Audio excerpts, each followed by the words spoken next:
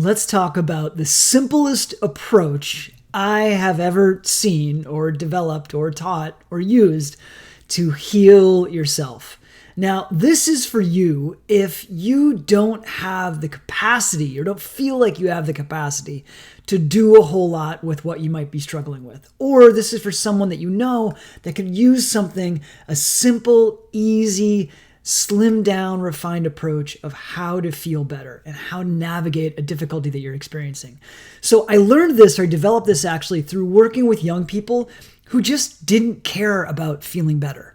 Like they were really stuck in a place of struggle. And I did this for probably 20 years. So this is putting together all of what I've learned and working with young people, and for that matter, anybody at any age who have really struggled and have just feel like they have no capacity to change because the suffering has gotten so great. In fact, the suffering has gotten so great that it has convinced them that it's better to struggle and suffer and define themselves as someone who suffers and struggles rather than extract themselves and have a better life than what they thought they could. Coincidentally, I was also that person at a very young age as well.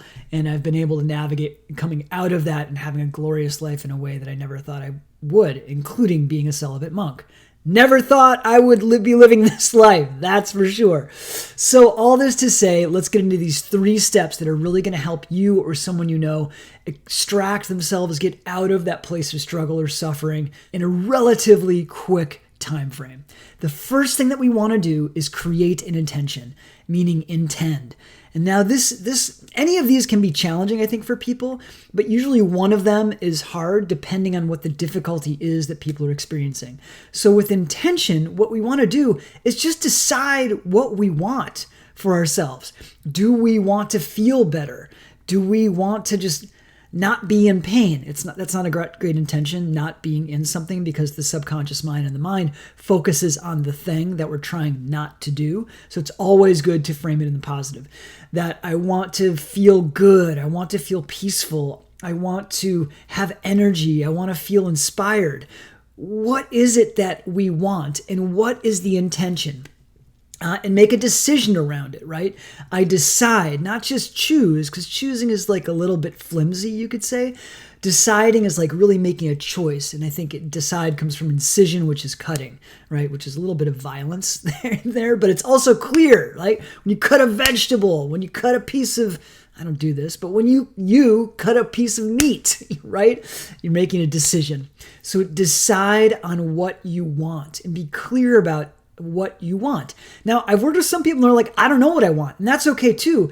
Just decide on something that you want, even though if you feel conflicted, right? Like I was working with a young person the other day and he's like, I can't decide if I want to be in a relationship or not. And I was like, it's fine. Just choose like being with someone, being romantic with someone, and see how it feels. Then let that inform your decision, right?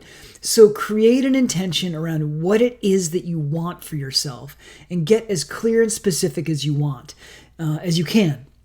That might be earning a certain amount of money. It might be having certain kinds of relationships with certain qualities to them. But create a clear intention. Now, why is this important? Because our creative power then becomes more focused as opposed to dispersed. We become focused on what it is that we want. And this is the interesting part. When we harness the power of the subconscious and the conscious mind, then things appear to us in life.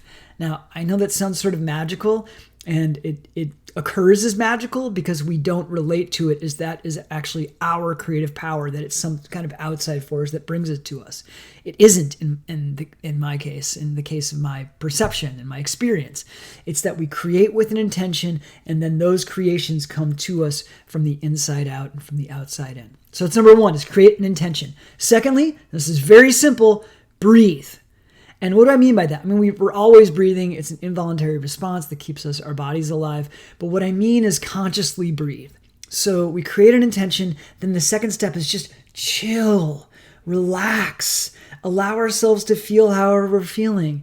The best practice I've found to just heal yourself is consciously breathe. Now, it doesn't have to mean meditation, right? It could mean like square breathing that I teach in another video.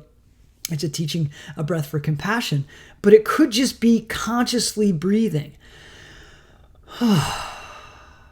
If you could do that, what I just did, 10 to 15 times a day, your nervous system will relax and your mind will start to shift. And the intention that you created in step 1 will start to become more manifest, right? So this second step, we're not going to overcomplicate it.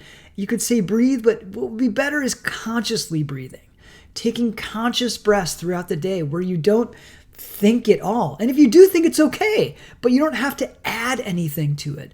Just take conscious breaths with your eyes closed, with your eyes open, looking at this. I've got a pond out my view here in Florida. You could look at the mountains, you could look at the trees, you could close your eyes. Just take a few conscious breaths every day. And if you can do like 10 to 50, you'll be able to expedite the healing process because your intention will come back online.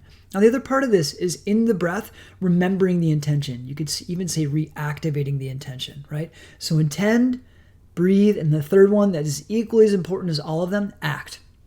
Because what will happen is you'll create an intention in step 1, and it does, again, the first step of intention. It doesn't have to be the end goal of what your life looks like, but you'll create an intention, then you'll just take some conscious breaths, and what will always happen is you will receive information on what to do. You will get clarity through the power of your intuition on what it is that you need to do, what kind of actions you need to take, or what kind of actions you need to stop taking, right? With some young people who are using too much cannabis, they know, because I talked to them about it, they're like, yeah, I know I shouldn't have smoked in the morning. And I'm like, totally, because you know what happens. You like hit the afternoon and you're just like a vegetable. It's not helpful. It doesn't actually create the mental health benefits that you used it for, right? It defeats the purpose. In fact, it goes beyond defeating the purpose. It defeats your potential, right? That you're creating inside of yourself. So just an example of what you'll learn what not to do, but you'll also be inspired about what to do. So as that intention breeds and grows as a plant in the fertile soil of the breath, fertile soil as well, I suppose, fertile soil of the breath, you will be inspired to create some kind of actions out in your life. And without taking actions, you'll just be set on this kind of unhelpful cycle of intending and breathing, and then you'll eventually be like, well, this intention stuff doesn't work that Jonathan was talking about. It doesn't actually take fruit. It doesn't actually create results because we're not being in action. Now, they don't have to be like huge, massive decisions that you're making. It could be like this morning, I'm going to get up earlier than I want. I'm going to go for a walk. Right? It could be, I'm going to try this breathing exercise that Jonathan was talking about today, right? And then you'll be like, okay, that worked or it didn't work, or like it was good, but I need to do something else. Great. Take another action, right? So this is a really simple approach to creating healing in your life. And if you use it, I guarantee you will start to feel better. Intend, breathe, and act. You've got this.